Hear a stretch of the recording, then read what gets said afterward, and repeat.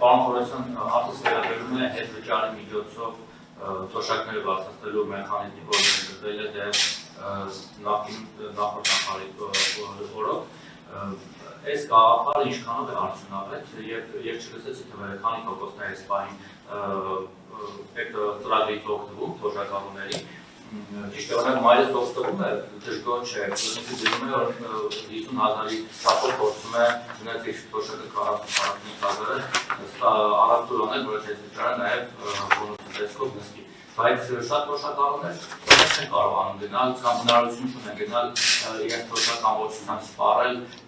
կենսաղային ծախսերի վրա հետևաբար չեն կարող օգտվել ծրագրից միևնույն ժամանակ կոմունալ վճարումները որքանով որ տեղյակ եմ մտցված չեն այդ ծրագրի մեջ այսինքն եթե թոշակառուն վերքից ստացած թոշակով կոմունալի ծախսերն են փոխվում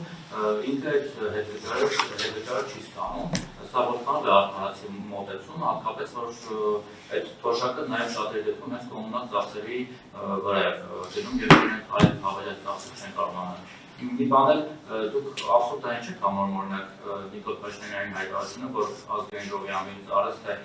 թոշակառուն 10,000 դրամ ավել թոշակը ինչ է անում կամ երեգրությունների ժամանակ ասած 20,000 որ ավելացնենք ավելի շատ է սպառել իհարկե մի քիչ այլ տրամաբանության մեջ էր ասում հիմա վերջը պետք է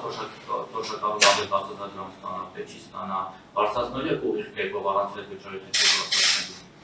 Շնորհակալություն հարցերի համար, սկսեմ առաջի հարցից, ուրեմն հետվճարի համակարգը, ինչպես նշեցի եւ ես թվերը նշեցի, միգուցե դուք ուշադիր չեք, հիմա նորից կնշեմ, 378,000 քաղաքացի օգտվում է կենսաթոշ այդ հետվճարի համակարգից, դա բոլոր ստացողների 57%-ն է 660-ից, այսինքն դա խիստ զանգվածային միջոցառում է, որից օգտվում են այդքան մարդ եւ կարող են օգտվել բոլորը Հետվճարի համակարգի ներդրումը պատահական չի, այն ունի երկու նպատակ, մենք միշտ բարձրաձայնում ենք դրա մասին եւ այդ երկու նպատակը պետք է դիտարկել միշտ միասին։ Առաջին նպատակը դա այո, մեր քաղաքացիներին թույլ տալ ավել ստանալ իրենց կենսաթոշակները եւ նպաստները, բայց նաեւ կա երկրորդ նպատակը, որը տնտեսության ստվերից դուրս գալն է, տնտեսության ստվերից դուրս գալը, որով որ պետք է նաև հավելյալ հարկեր հավաքագրվեն, որպեսզի կարողանանք նաև բարձրացնել թե կենսաթոշակների նպաստները, թե մնացած բոլոր պետական ծախսերը, եւ այդ տեսանկյունից դա այսպես անգլերեն ասած win-win կամ հայերեն հաղթանակ լուծում է, որ հաղթում են երկուսը, այսինքն դու ստանում ես քո ավել հետվճարը եւ նաև դրանով գեներացնում ես հավելյալ հարկեր, որով որ ըստ էության այդ հետվճարը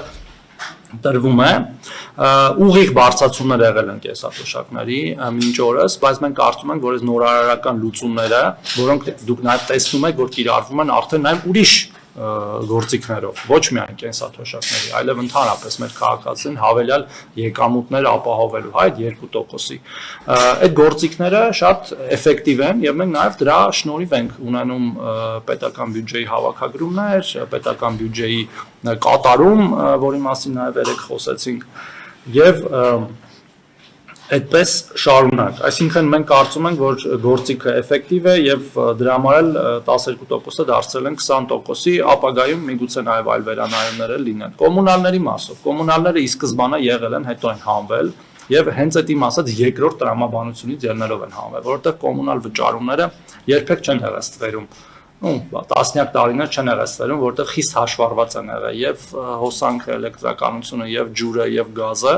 եւ դրանով հավելյալ հարկային մուտքեր գեներացնելու խնդիր մենք չենք կարող լուծել։ Ես հասկանում եմ, որ կա նաեւ կենսաթոշակառուներ, ոչ միայն կենսաթոշակառուների, բոլորի համար էլ բեռ ինչ որ չափով կոմունալները վճարելու, բայց մենք տեսել ենք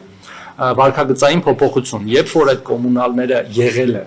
հետո ինչ որ մի պահ դուրս է եկել Մենք այդ պահին տեսել ենք հետվճարի չափի իջեցում, բայց հետո նորից վերականգնում։ Այսինքն մեր քաղաքացիները իրենց վարկագիծը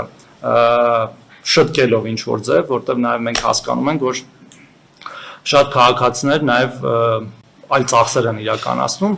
եկել նորից բարձրացել եւ մենք հիմա 4200 դրամի միջին հետվճարի չափ ունենք, որը կարող է պոտենցիալ դառնալ այս նոր փոփոխություններով, իհարկե կախված նաեւ այդ կենսաթոշակառուի ստացած կենսաթոշակի չափից, այո, այդտեղ սահմանափակումներ կան, մինչեւ 10000 դրամ։ Ինչ վերաբերում է վարչապետի հայտարարություններին, դուք իհարկե երկուսն էլ նշեցիք, բայց հետո վերջում էլ պատասխանեցիք ձեր հարցին, ասելով որ դա այլ կոնտեքստում է ասվել, որտեղ երկրորդ հայտարարությունը, այսինքն առաջի հայտարարությունը ազգային ժողովի կրկին այլ կոնտեքստում է ասվել եւ ես եւս մեկ անգամ կարող եմ կրկնել այդ կոնտեքստը, ասվել է հետեւյալ կերպ, քանի որ մեր 65 տարեկանից բարձր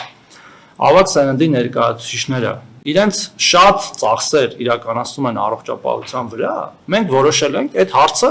հոգալ, մենք որոշել ենք այդ ծախսը վերցնել մեր վրա Եվ քանի որ առողջության ապահովության ամսական վճարը մոտավորապես 10800 դրամ է 200,000-ից բարձր ստացող քաղաքացիների համար։ Այն մյուս բոլոր քաղաքացիների համար պետական բյուջեից է փոխանցվում այդ 10800 դրամը, որը փաստացի կարելի է ասել, որ մենք մեր բոլոր կենսաթոշակառուների կենսաթոշակը բարձրացրել ենք 10800 դրամով, բայց որը չենք տալիս իրենց ուղիղ, այլ տալիս ենք ապահովության հիմնադրամին, որ երբ որ կծագի խնդիր, այդ խնդիրը լուծվի, իսկ խնդիրը երբեք չլինի 10000 դրամի օրինակները տասնյակ, հարյուրավոր, հազարավոր են, այդ ծախսերը կարող է լինել 100,000-ավոր դրամների, որտեղ 100,000 դրամից էժան բժշկական միջամտություն պարզապես չկա։ Ինքնուրույն մինչև միլիոնավոր դրամների, եւ ես կարծում եմ, որ սա մեր ավագ սերնդի ներկայացուցիչների համար ամենաէական բարելավումներից է 2026 թվականի հաշվի առնելով նաև մնացած բարելավումները եւ այնքան մեծ օգուտ է տալու իրենց եւ իրենց ընտանիքներին, դա էլ հաշվի առնել։ Նաև իրենք փաստացի չեն ծախսելու, այն ինչ որ պոտենցիալ պիտի ծախսեին, նաև իրենց ընտանիքները չեն ծախսելու, որ այդ իրենց ազատ միջոցները մնալու են օգտագործելու այլ ծախսերի վրա։ Ես իհարկե չեմ ուզում մի քիչ ավելի խորանալ, թե օրինակ առողջապահական ծախսերը մեր աղքատության եւ ընդհանրապես ընտանիքների աղքատացման մեջ ինչ մեծ դեր ունեն, բայց ամենամեծ դերերից մեկը ունեն։ Մարդիկ դրանց պատճառով վարկեր են վերցնում, տներ են վաճառում, մեքենաներ են վաճառում, ընտանի կենդանիներ են վաճառում, որոնցով իրենց ապրուստն են հոգում, եւ այս բարեփոխումը նաեւ միտված է աղքատության հաղթահարմանը։ Նույնը վերաբերում է մյուս երեկվա հայտարարությանը, վարչապետի ասած հայտարարությունները պետք է նայել կոնտեքստում եւ դրանք ամբողջությամբ արտացոլում են իրականությունը ըստ էության։